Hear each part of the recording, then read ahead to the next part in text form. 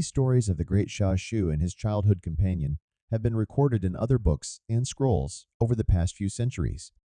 Indeed, there are likely enough of these works to fill the lotus rooms of every dragon temple on earth. One might then understandably ask, why write another? The answer to this question lies in the fact that these histories do not always agree with one another. In the years following the lives of these two transformative figures, it has become increasingly difficult to separate fact from legend. To know where embellishment begins and where the flame of certainty flickers out, becoming lost to the darkness of myth and legend. The Book of the Wyvern Spirits. Apollo and his friend Ling had been together since kindergarten, giving them a lot of time to fall into a comfortable routine with each other. Ling was a talkative girl, with a compulsion to share pretty much every unfiltered thought that came across her mind, whereas Apollo preferred to sit in silence, keeping most of his thoughts to himself. It was an arrangement that worked well for both of them. For the past several minutes, though, Ling had become unusually quiet. When she finally did speak, her voice sounded soft and uncertain. "Will you do something for me?" Ling scratched her nose and looked away from Apollo, her cheeks becoming flushed as she followed the flight of a nearby butterfly with her eyes. "Ling?" Apollo couldn't recall ever seeing his friend look so nervous, nor had he had to prompt her to continue speaking before. She rubbed her hands together and then began to speak again. "You are going to forget me." Apollo wasn't sure what Ling meant by forget her. How could he forget his best friend? "I'm not going to forget you. I will be stuck in my room the entire summer with nothing to do." It frustrated Apollo that Ling was wasting their last few hours together, reminding him how he would spend summer alone. She knew this was a topic he didn't want to think about. "You have, gotta get a cell phone, Apollo, or a computer, or something.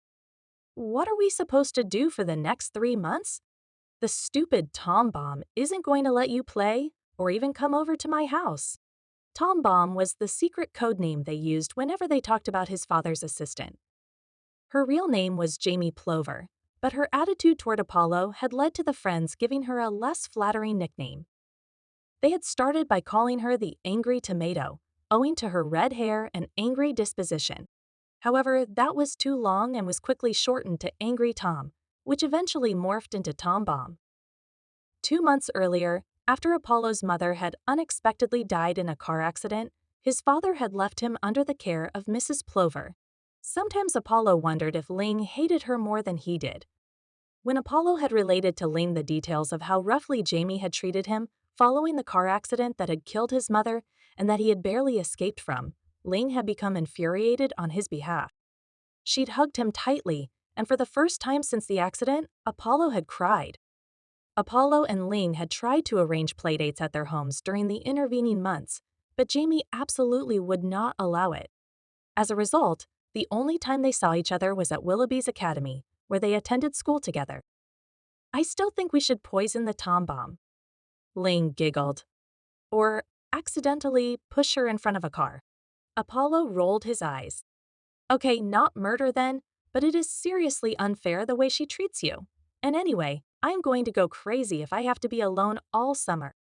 Who am I going to talk to?"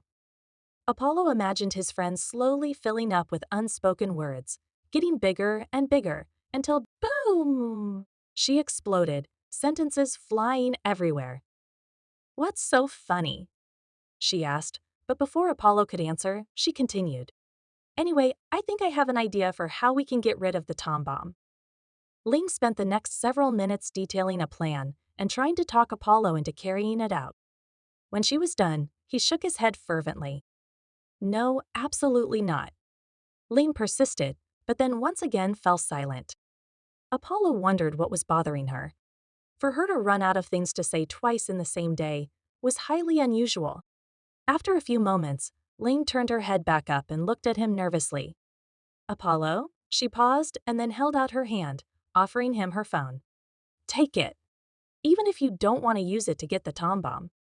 See, I can text you from my tablet."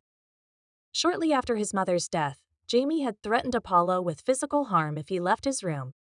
A threat that Apollo was pretty sure she was capable of carrying out. Since then, Apollo had spent his evenings and weekends alone. cut off from everyone else. Apollo knew that Ling was right. If he borrowed her phone, he would at least be able to keep in contact with her.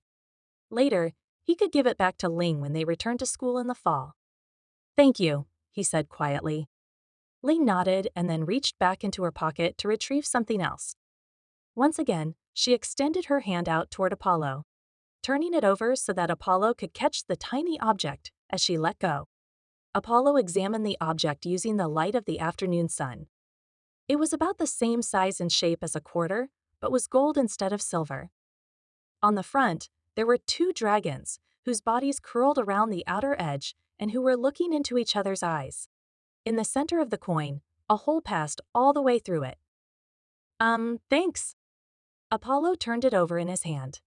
"Is it, like, Chinese money?" "Look," she said, opening her other hand. "You have one, and I have one. They are a matched set." Ling looked up into Apollo's eyes uncomfortably. "Will you accept it?" Yes, but Apollo's sentence was cut off by Ling, who unexpectedly leaned in and kissed him on the cheek. Then, after another brief moment of silence, Ling returned to a version of herself, though she now seemed to be stuck in fast-forward mode. She spent the rest of the afternoon rapidly jumping from topic to topic while Apollo attempted to listen. Neither of them mentioned either the coins or the kiss again.